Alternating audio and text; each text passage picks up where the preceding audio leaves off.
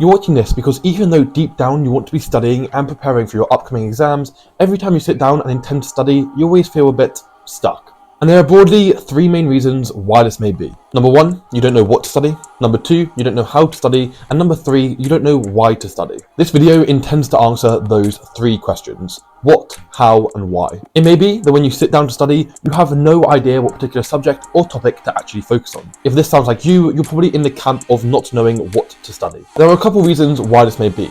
Number one, insufficient knowledge of your syllabus, and number two, no system. It may just be simply the fact you don't have enough knowledge of what your syllabus entails, i.e. you don't know the specific topics and subtopics which lie within a particular subject.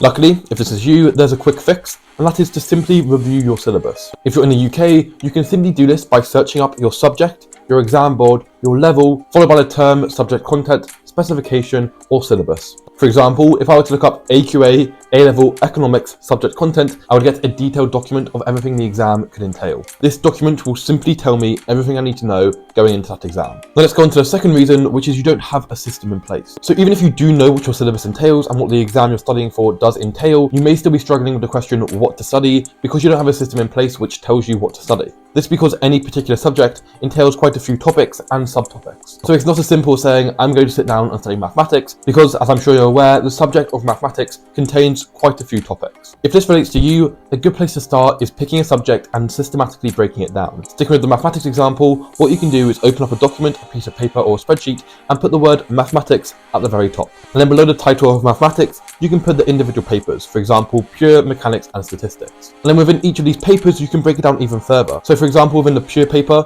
you'd have proofs, integration, differentiation, etc. And then within these individual topics, you can break them down further into subtopics. So for the differentiation case, you could have differentiation from first principles, chain rule, product rule, quotient rule. You get the idea. Now doing this on a physical piece of paper can get quite messy, which is why I would recommend doing it online, either via a document or a spreadsheet. And hopefully after doing this, you have a nice clear document or spreadsheet which sort of contains a tree diagram showing all the particular subtopics, leading to topics, leading to papers, leading to the subject as a whole. And then what you can do, starting with the subtopics, is begin to rank them. For example, you can assign each subtopic a number from 1 to 10.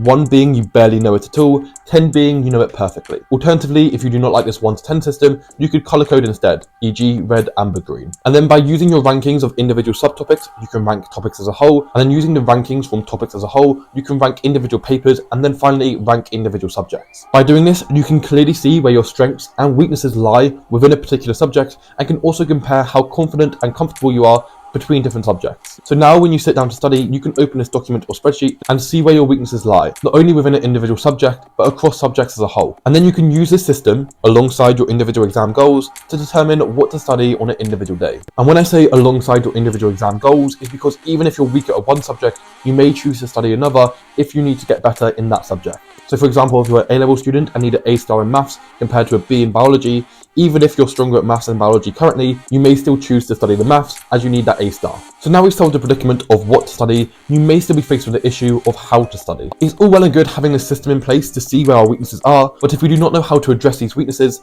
what's the point? Broadly speaking, there are three things you want to achieve when studying: understanding, memorization, and practice. So you want to firstly understand the topics, concepts, and ideas you're being taught. Secondly, you want to have a system for remembering the content you're being taught. And thirdly, you want to do extensive practice on these individual topics using past exam questions. So in terms of things you can do to understand a topic, that's talking to your friends, talking to the teacher, reading the textbook, watching YouTube videos, etc.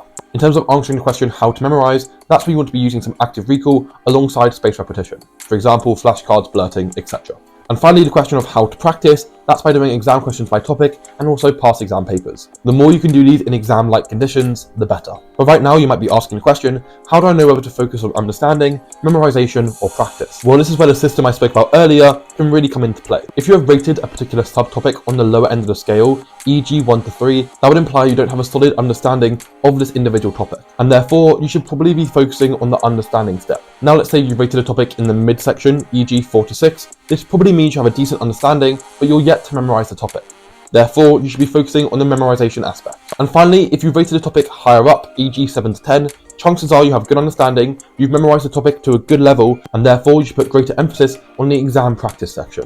Obviously, this is just a rough guide, and it can vary between subjects on how much you should be focusing on these 3 individual steps. Take maths for example. I think maths as a subject requires much more emphasis on the understanding and exam practice step. As usually in maths, I found when you understand something, the memorization step sort of takes care of itself, and then it's just a lot of exam practice to reinforce that. Compare that to a different subject, e.g. psychology. Now, I didn't personally take psychology, but talking to friends who did, they said there was a lot more emphasis on the memorization step. So again, this is just a rough guide, but hopefully you can use this as a system to see whether you should focus on understanding, memorization, or practice. In terms of more practical things that can help answer the question of how to study, things such as finding a quiet place to study, limit the distractions you have, and taking frequent breaks can all be useful. Hopefully now we've dealt with the questions of what to study and how to study, which leaves the final question, why to study?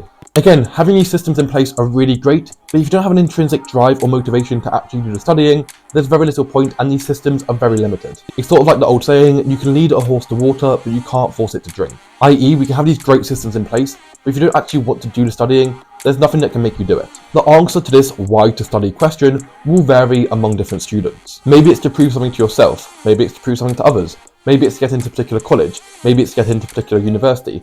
Whatever it may be, try and find an intrinsic goal or something to work towards with your studying.